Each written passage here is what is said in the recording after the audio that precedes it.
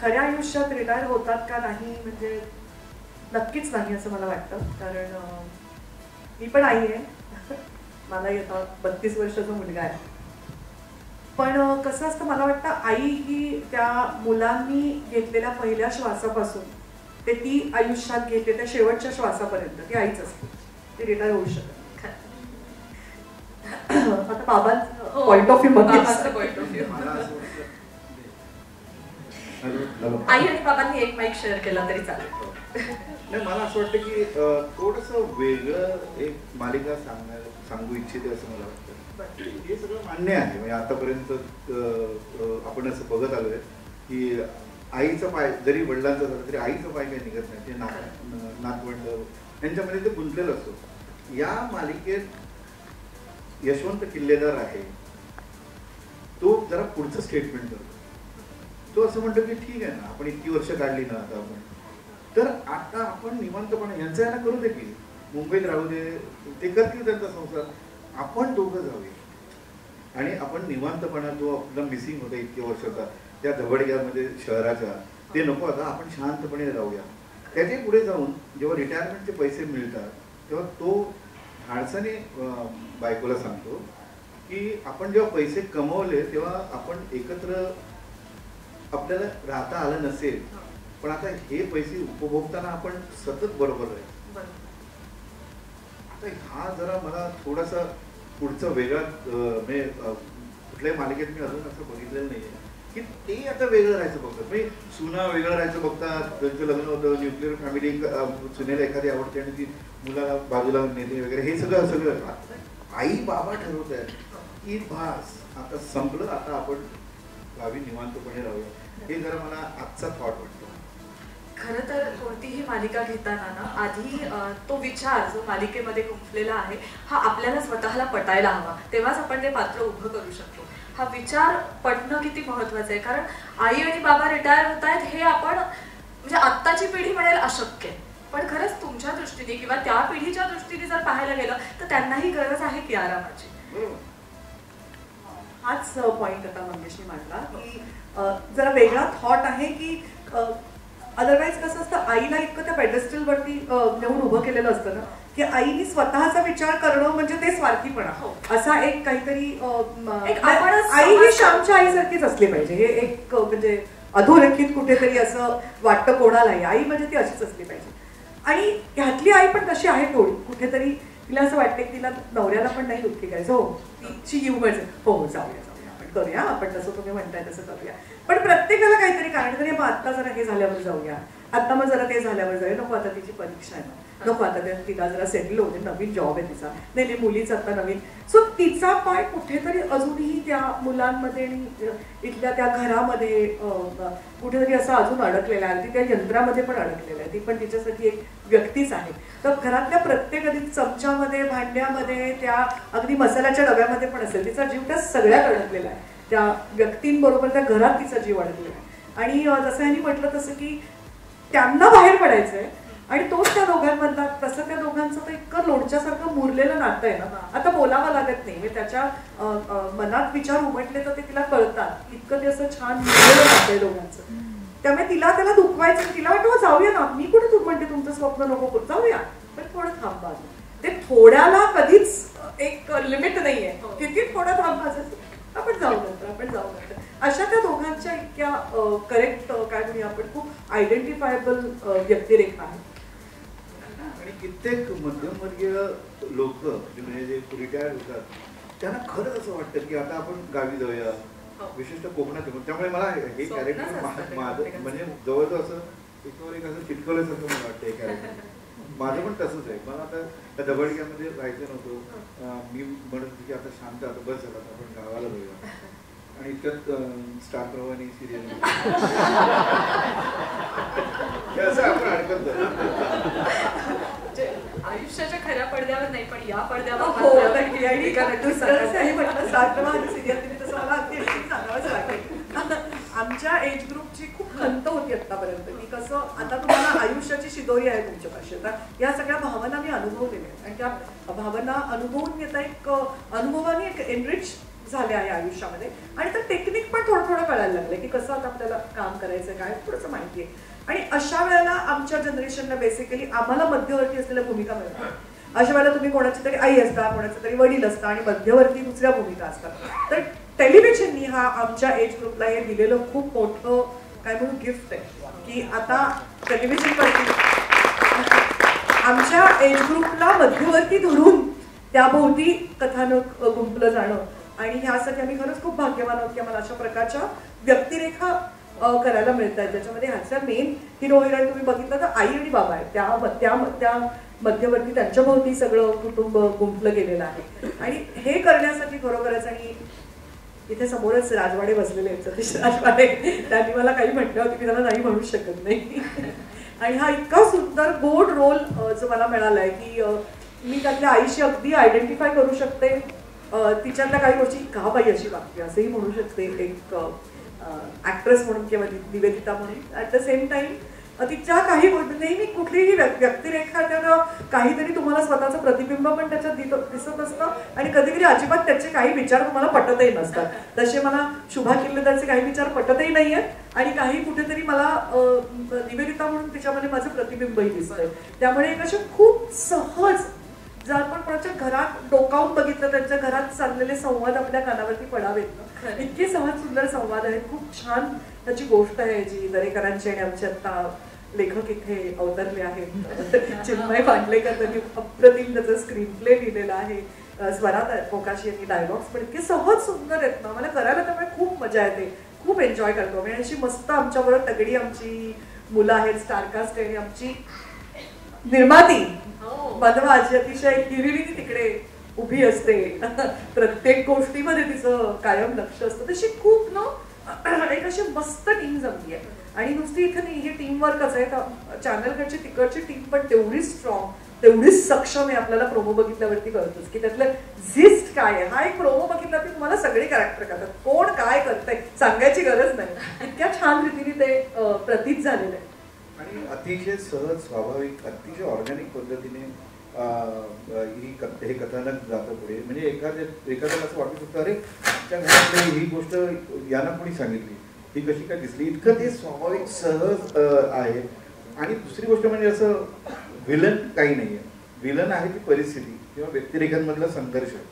ह्या व्यक्तिरेखेला वेगळं वाटतं, मला वेगळं वाटतं, या व्यक्तिरेखांमधलं. आणि अशी कॅरेक्टर्स सिरियलमध्ये जे आपल्याला करायला मिळतात त्याचं खरंच चिन्मय आणि खरंच खूप म्हणजे खूप आभारी. दरवेळीप्रमाणे पुन्हा एकदा आमच्या विनंतीस मान किंवा एवढ्या मोठ्या संख्येने तुम्ही प्रत्येक वेळी येतात, मनापासून आभार. Thank you so much. तुमच्यामुळेच आम्ही आमच्या रसिक प्रेक्षकांपर्यंत पोहोचू शकतो. आणि तुम्ही विचारलेल्या प्रश्नाचं उत्तर असं की आज फार अभिमान वाटतो ह्या स्टार प्रवाहाच्या टीमचा एक सदस्य स्वतःला म्हणून घ्यायला.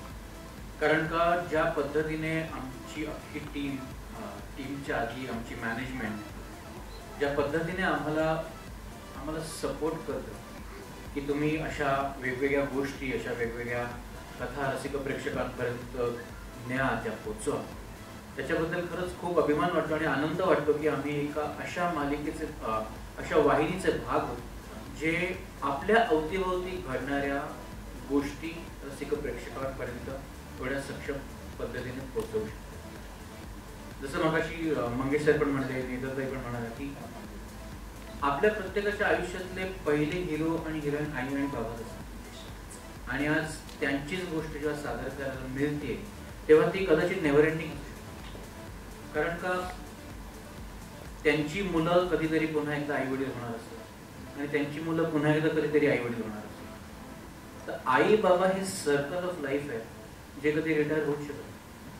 आणि त्याच्यावरच भाष्य करणारी जर मालिका आपण रसिक प्रेक्षकांपर्यंत पोहोचवणार असू तर त्याच्यातले केवढे कंगोरे आहेत, त्यात केवढे पैलू आहेत, त्यात किती पदर आहेत त्या गोष्टीला सांगायला, हे खूप छान पद्धतीने सचिन दरेकर आणि चिन्मय मांडलेकर उलगडत आहे.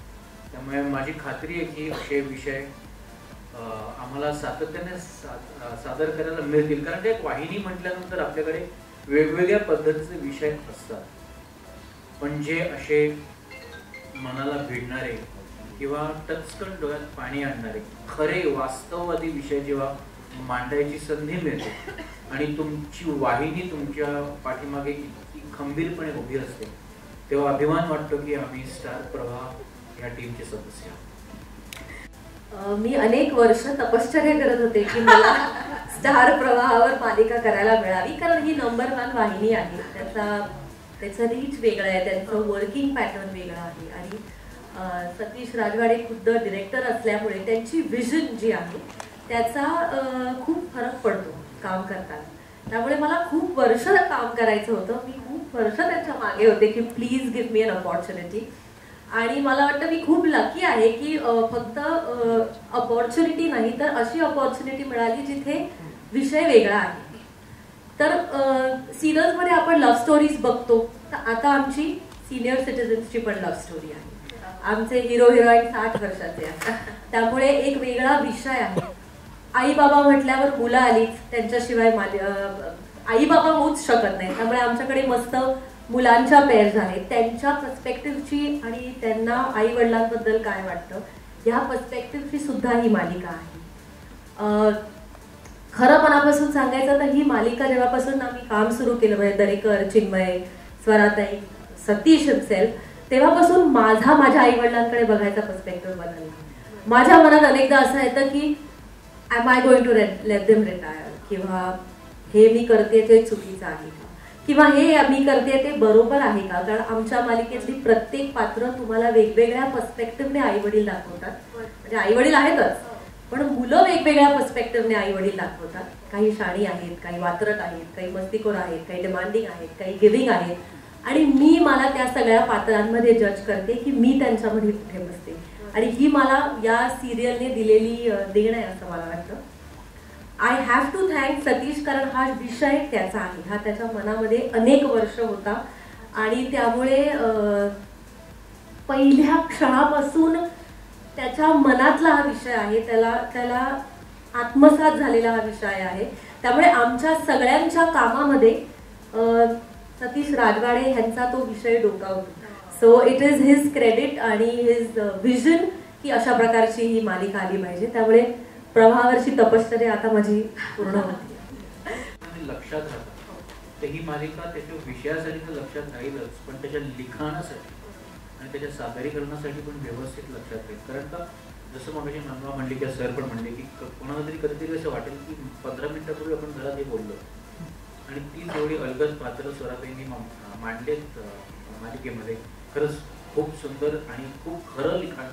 फार क्वचित अशी एखादी मालिका आहे जेव्हा आपल्याला इतकं तरल आणि इतकं खरं बघायला मिळतं. नमस्कार.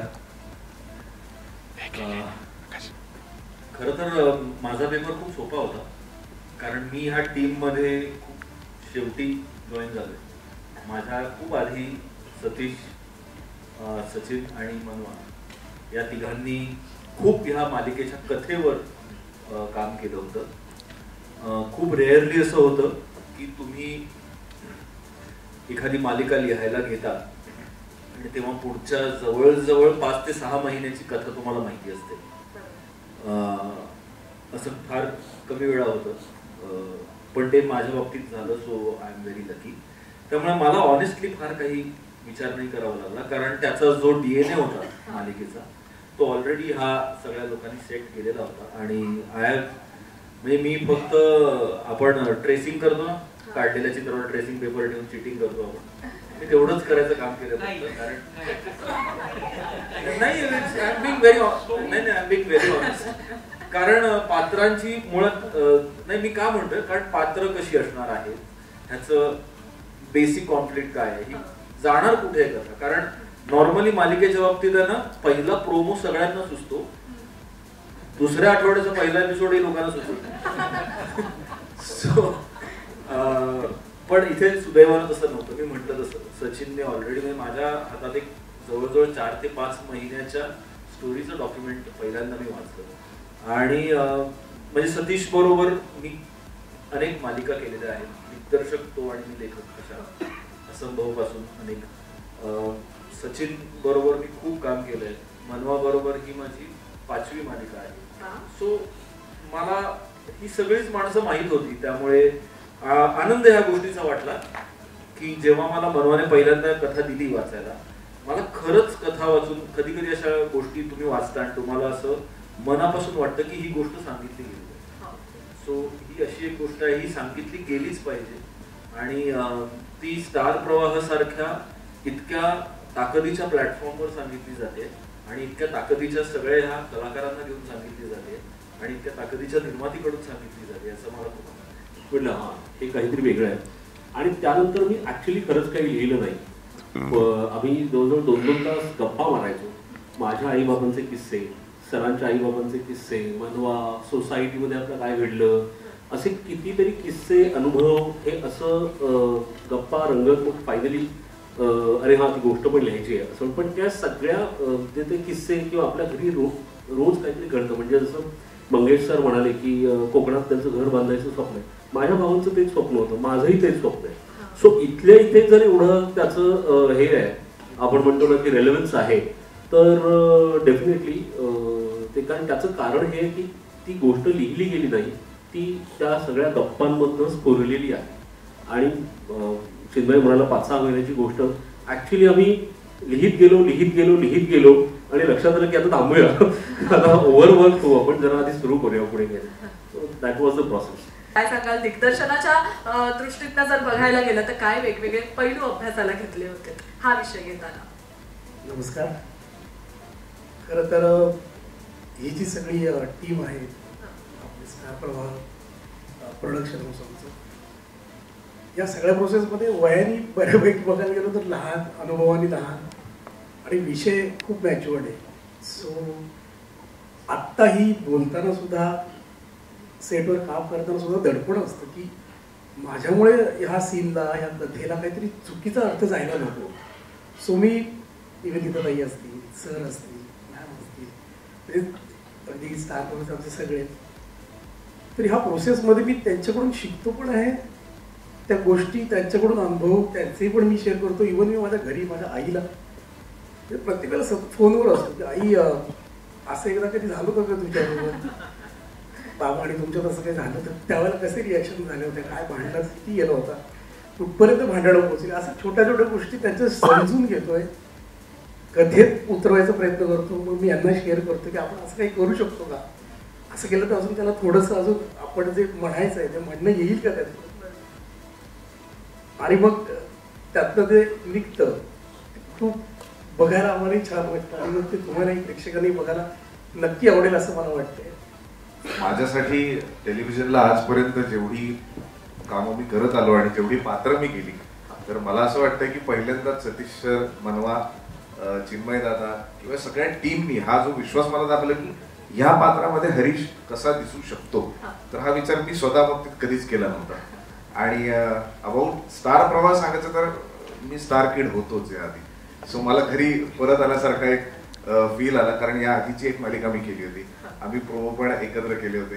सो डेफिनेटली प्रोसेस वेगळी आहे, कारण आजपर्यंत एक रांगडा गडी किंवा पोलीस इन्स्पेक्टर, गाडी वाढलेली, हाणामाऱ्या, हेच सगळं मी करत आलो. पण ह्यावेळी एक्झॅक्ट उलटी प्रोसेस आहे.